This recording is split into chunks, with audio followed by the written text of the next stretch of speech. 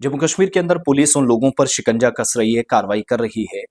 Security perspective से इस फैसले को काफी अहम करार दिया जा रहा है, जो पुलिस के साथ ताउन किसी भी एतबार से नहीं कर रहे हैं। आप सबको याद होगा, शुरुआत जम्मू कश्मीर से हुई थी, गुजरनगर से हुई थी, शहीदी चौक से हुई थी, रेजिडेंशियल एरियाज में पुलिस की टीमें जा रही थी। मकसद ये था कि उन तमाम लोगों का तस्दीकी अमल या वेरिफिकेशन का प्रोसेस हो, आधिकारिक पुष्टि की जाए कि एक घर के अंदर कितने लोग रहते हैं, इसमें अपने घर के कितने फर्द हैं, बाहर के कितने हैं, किराएदार कितने हैं, डोमेस्टिक वर्कर या घर पे कोई कामकाज करने के लिए मर्द या औरत कोई खातून रखी है, तो उसकी सारी डिटेल्स या डेटा एनालाइज करना था। बार बार अपील, बार बार नोटिसेस, बार बार पुलिस की तरफ से डायरेक्शंस आने के बावजूद भी कई लोग इसमें ताउन नहीं कर रहे थे। अब ताज़ा कार्रवाई हुई तो 19 मकान मालिकान या प्रॉपर्टी के जो ओनर्स हैं, मालिकान हैं, उनके खिलाफ मुकदमा दर्ज किया गया है। ये कार्रवाई क्यों करनी पड़ी? क्योंकि इन लोगों ने, पुलिस ने जो कहा था ताउन करना था, वो नहीं हुआ।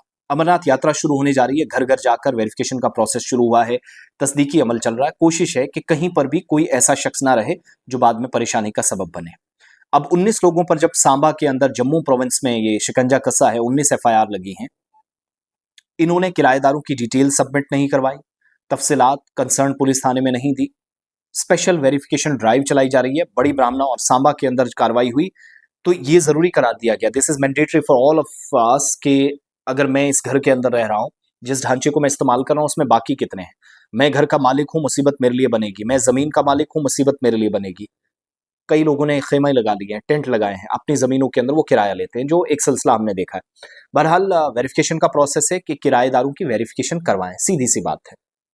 प्रोसेस शुरू हुआ तो पता चला कि डोमेस्टिक हेल्पर्स कितने हैं, टेनेंट्स कितने हैं, किराएदार कितने हैं, घर के अंदर काम करने वाले कितने हैं, फैमिली मेंबर्स कितने हैं। ये पता लगाने के लिए जब वेरिफिकेशन प्रोसेस आगे बढ़ा तो 13 केसेस बड़ी ब्राह्मणा पुलिस स्टेशन में और 6 केसेस सांबा पुलिस स्टेशन में ऐसे पता चले जो रेलिवेंट सेक्शंस भारतीय न्याय संहिता बीएनएस की थी, उसके तहत मुकदमा दर्ज करना पड़ा।